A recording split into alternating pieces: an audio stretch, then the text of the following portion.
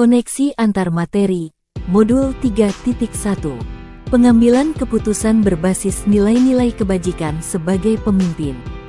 Lalu perkenalkan, nama saya Hardini Indahing Budi dan saya berasal dari Kabupaten Tulungagung, Jawa Timur. Salam kenal semuanya. Kegiatan pemantik, bacalah kutipan ini dan tafsirkan apa maksudnya. Mengajarkan anak menghitung itu baik, namun mengajarkan mereka apa yang berharga utama adalah yang terbaik. Teaching kids to count is fine, but teaching them what counts is best.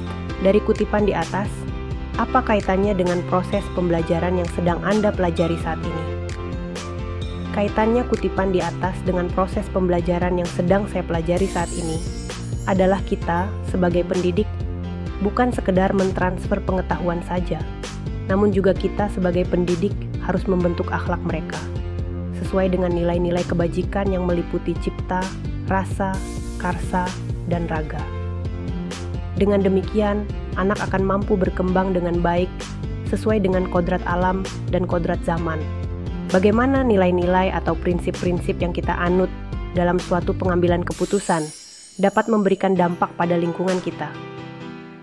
Prinsip yang kita anut dalam pengambilan keputusan yang dapat memberikan dampak pada lingkungan kita adalah dengan cara menggunakan 4 paradigma, 3 prinsip, dan 9 langkah pengambilan keputusan, sehingga hasil keputusan dapat dipertanggungjawabkan, dan nantinya keputusan yang diambil akan memberikan dampak yang positif bagi lingkungan kita.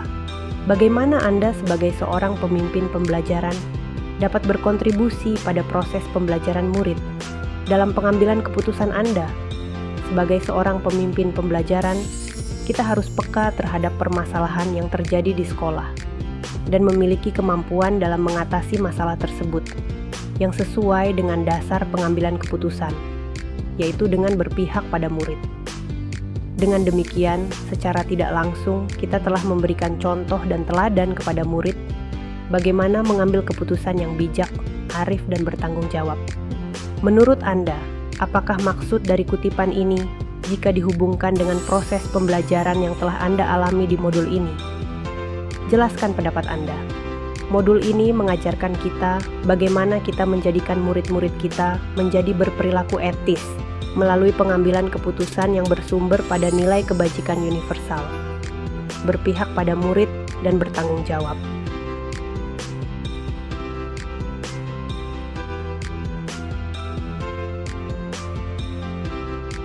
Bagaimana filosofi Ki Hajar Dewantara dengan Pratap Triloka memiliki kaitan dengan penerapan pengambilan keputusan sebagai pemimpin. Pratap Triloka yang dicetuskan Ki Hajar Dewantara mengajarkan kita dalam proses pengambilan keputusan. Dari adanya Pratap Triloka ini sebagai pemimpin, kita bisa memberikan contoh yang baik bagi murid. Bagaimana kita menerapkan keputusan yang bijak, menerapkan kerukunan, dan bisa mendorong murid menjadi lebih baik. Bagaimana nilai-nilai yang tertanam dalam diri kita berpengaruh kepada prinsip yang kita ambil dalam pengambilan suatu keputusan. Nilai-nilai yang tertanam dalam diri kita yaitu mampu menciptakan pembelajaran yang berpihak pada murid, seperti mandiri, reflektif, kolaboratif, inovatif, serta berpihak pada murid. Nilai-nilai tersebut dapat menjadi sebuah dasar dalam mempengaruhi pengambilan keputusan sesuai dengan situasi yang dihadapi dengan penerapan 3 prinsip pengambilan keputusan.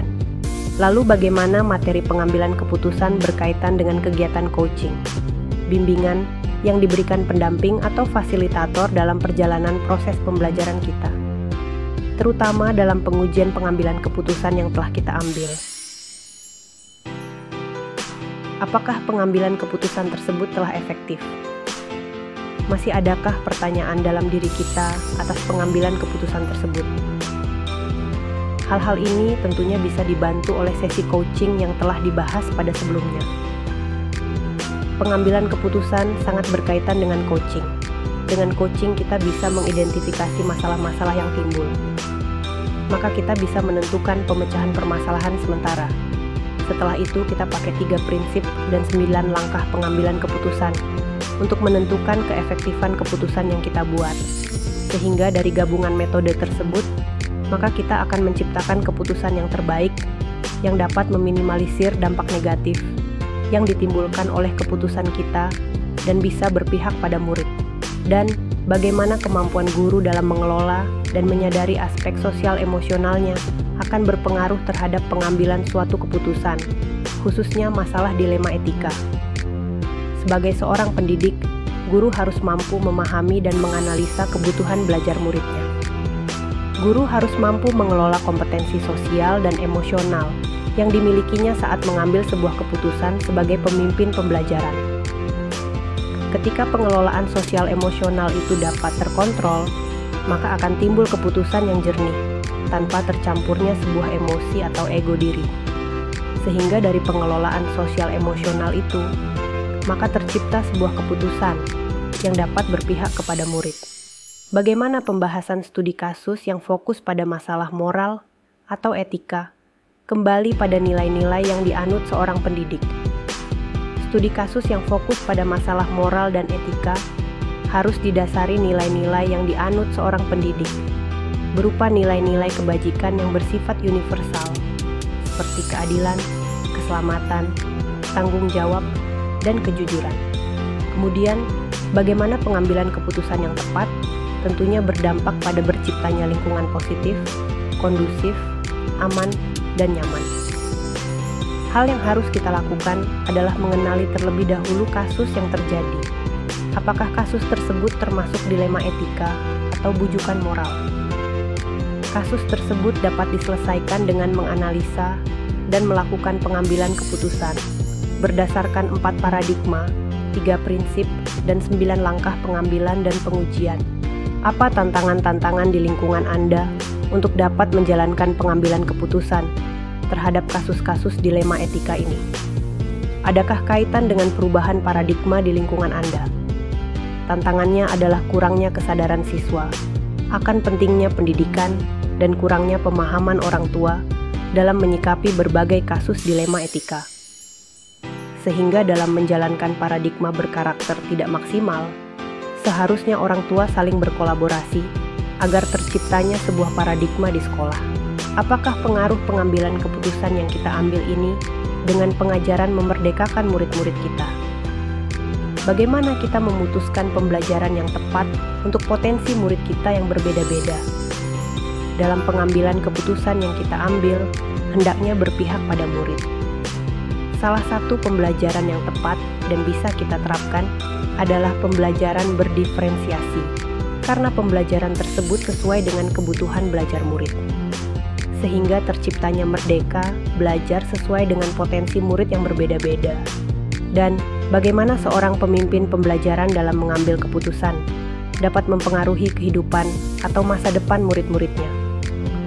Keputusan sebagai pemimpin pembelajaran harusnya memikirkan kebutuhan murid dan berpihaknya pada murid.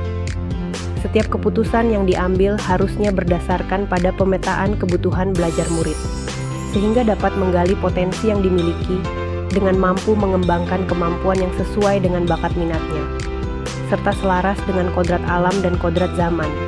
Apa kesimpulan akhir yang dapat Anda tarik dari pembelajaran modul materi ini dan keterkaitannya dengan modul sebelumnya?